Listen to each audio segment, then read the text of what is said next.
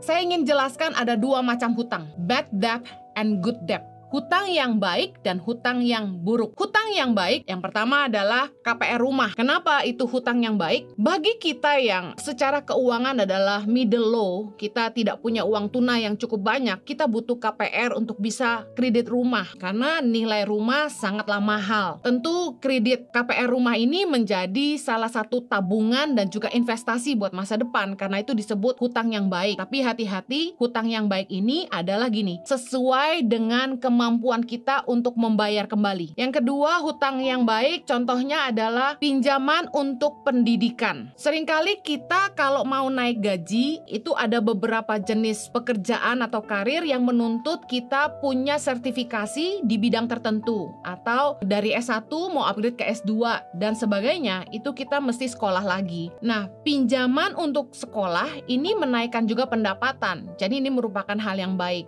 Karena uangnya tidak dibuang percuma, tapi ke depan akan mendatangkan pendapatan untuk kita, bahkan lebih. Nah, ingat, hutang yang baik ukurannya adalah kita punya kemampuan membayar kembali. Kemudian, hutang untuk modal usaha, business ownership, adalah hutang yang baik. Contoh, mungkin ada anak muda yang pengangguran, kemudian pengen jadi ojol, ojek online, perlu motor. Nah, kredit motor ini butuh DP, katakan 1,5 juta, kemudian dicicil. Nah, ini adalah hutang yang baik. Kenapa? Dari nggak punya penghasilan, pinjam katakan 1,5 juta sama kakak atau adik atau bank, kemudian di DP kan motor, ini menjadi penghasilan. Tiap bulan jadi punya penghasilan dari ojol. Nah, selain punya penghasilan untuk hidup, ada kelebihannya untuk bayar cicilan itu ke bank untuk pinjaman DP motor tadi. Ini adalah yang baik. Business ownership, pinjam untuk buka warung contohnya. Pokoknya pinjaman yang kemudian menimbulkan penghasilan dan menimbulkan investasi dan memampukan kita untuk membayar kembali, itu hutang yang baik. Kemudian hutang yang baik lagi, beli properti, aset. Contoh, cicil bank untuk beli apartemen, kemudian apartemennya disewakan, atau beli rumah kecil untuk dikontrakkan. Real estate merupakan investasi yang termasuk cukup baik ya. Kemudian seperti logam mulia dan lain sebagainya. Saya sarankan kalau memang harus meminjam, pastikan kita pinjam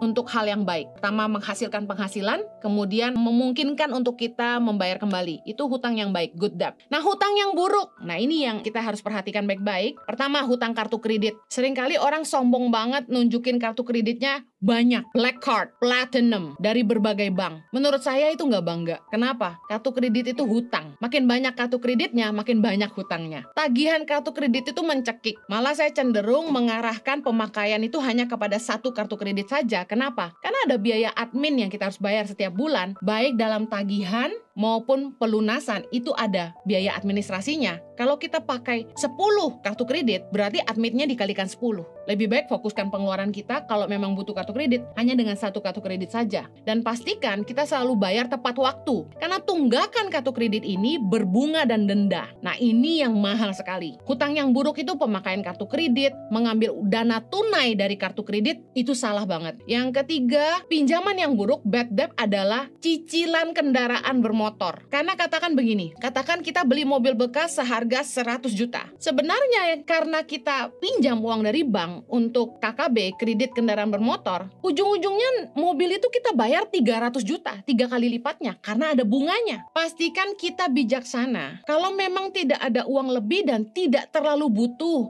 jangan kredit kendaraan bermotor. Investasi kepada kendaraan bermotor adalah investasi yang buruk kalau kendaraan itu kita tidak terlalu butuhkan. Selain Anda tinggal di tempat yang jauh dari kendaraan umum dan Anda butuh motor misalnya. Nah, kalau mobil itu sudah merupakan kemewahan. Nggak setiap kita butuh mobil. Apalagi pandemi, kita juga nggak kemana-mana. Di zaman semua serba online sekarang ini, order mobil online seperti taksi online itu banyak sekali dan biayanya jauh lebih murah. Karena punya mobil, kita harus pikirin nggak cuma gayanya, tapi pertama beli, pajak tahunan, servis, belum lagi kalau ada yang rusak, belum lagi asuransi. Biayanya besar sekali. Hutang yang buruk adalah uang pinjaman yang kita pakai untuk kendaraan yang tujuannya hanya untuk kemewahan. Kemudian, consumer debt. Misal contoh, ada cicilan 12 kali. Nggak punya kemampuan. Beli barang itu, misalnya handphone. Harganya 23 juta. Kita nggak mampu. Cicil 12 kali. Itu ada hutang yang buruk. Kemudian, payday loans. Contoh, kita pinjam uang untuk hanya dipakai, dihabiskan. Satu hari ada seorang teman datangi saya karena dia butuh uang uang untuk menyekolahkan anaknya di sekolah yang cukup mahal. Saya bilang sama teman saya ini, bagaimana kamu membayarnya kembali? Karena untuk kebutuhan sehari-hari aja sudah sulit. Nah, ada orang-orang yang gak bijaksana, akhirnya berhutang dan hutang ini buruk.